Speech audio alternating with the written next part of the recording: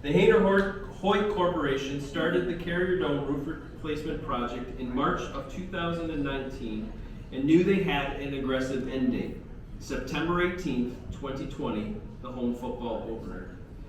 The focus of the project was to replace the building's air-supported roof, which was the last of its kind in the United States. The Award of Excellence over $100 million in mega commercial is presented to Syracuse University Carrier Dome roof replacement in Syracuse, New York, and the Hayner Hoyt.